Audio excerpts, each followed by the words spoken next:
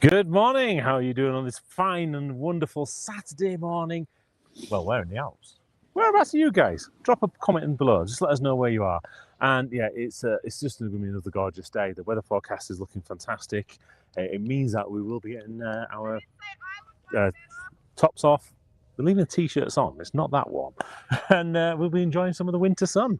Yeah, so we were just talking about this earlier on. When we were in America and when we were in Japan, we were down to -20, and Sweden was supposed to be -20, but it wasn't.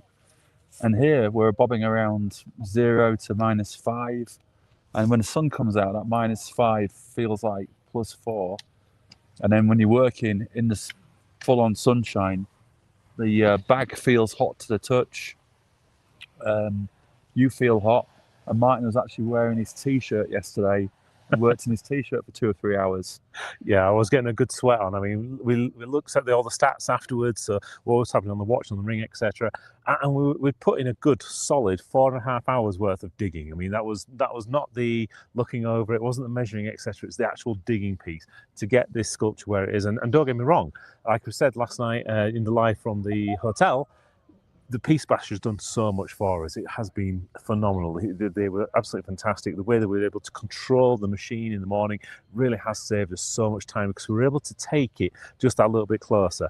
In the past, when we used Piece Bashers, they've kind of been just that little bit, just don't have the finesse. So we're just explaining to the, so we get to come through onto the cable car before anybody else. All the skiers have got to wait till 8:45. And we get to come up at 8:20, 8:30, just open the gates and that's come through. So we came up with Ski Patrol, and Ski Patrol was saying, yeah, how's it going? So it's going really good. And they said, why? So, because normally the Piece Basher comes along and we say, can you cut this? And we can see the ear in the sculpture, but the Piece Basher can't. And then suddenly, bang, the Piece Basher's knocked off the part that was the ear. So we're always there on the edge of caution, as in giving it a good 1/2 meter of what we can work with, as opposed to what the machine can come anywhere near. Yeah. But yesterday's guy was so good, we got him tight in. Yeah, and on a sculpture this size, if you're adding an extra 1/2 meter onto all the sides, that's going to equivalent to something like 5 cubic meters of snow extra that we have to move, and that's a fair amount of snow. You can imagine digging. Each cubic meter is going to be near on a ton or something. So yeah, it's so we're doing the numb stuff yesterday and today. And the numb stuff is, taking the block that's got my head in it, taking the side off so my head's nearly there, and we've got the other side of the block to remove to expose the feature of the sculpture. So we're doing a lot of digging. We talked about kit. I mean, around this 0 Celsius temperature, we've got a variation of kit that we can put on and take off. I've got a onesie on, and when it gets hot, the top comes off and I'm down to a t-shirt or a merino wool top. And the gloves I'm wearing are 0 to -5 gloves, waterproof. But when we go again to USA or somewhere else, we're wearing -20 to 25 gloves. They've got to, the kit's got to be up to it. And then you usually have things like glove liners on there. And again, it's that kind of layering approach. So again, like we talked about on some of the other adventures we've gone beyond snow sculpting, taking the right equipment, layering it, etc., so that you can thermally change the dynamics that you need as the actual environment changes as well. Because there's never wrong weather, there's only wrong equipment, right? Wrong coping. So shall we just tilt the camera out so people can see the view? Oh yeah, so literally the sun has just poked its head out from behind that mountaintop. We've just seen that as we was like getting the tools out and getting ourselves set up, and you just can't beat a view like that, really. So some days we're in blizzard conditions with no sun, freezing fingers, having to run back to the shelter every 20 or 30 minutes because it's dangerous to keep on working in those conditions.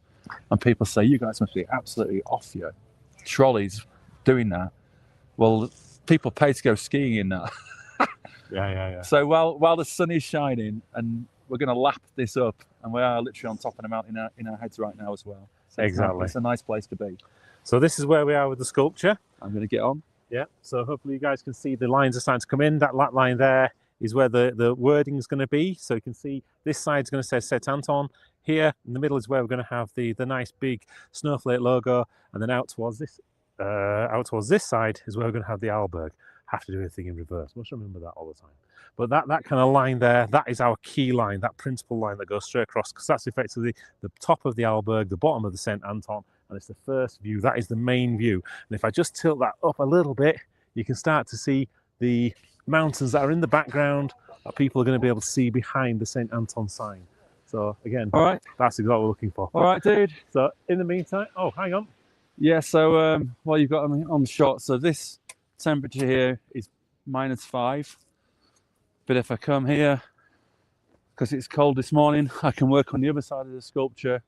Feels like +5 because I'm in the sunshine. And there's a wind chill factor here. I'm getting -5 plus wind chill. On the other side of this sculpture, I'm sheltered from the wind and I've got +5.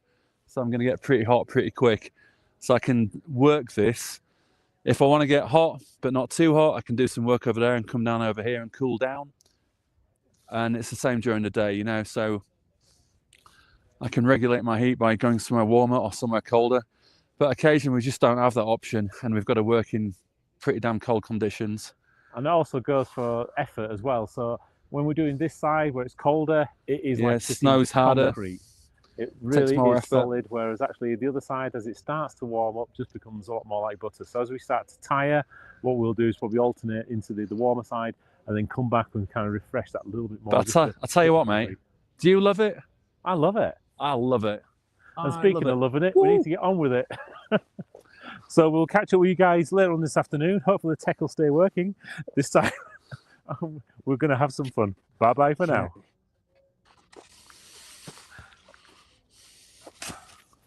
Oh, hang on. It says, why is it not working?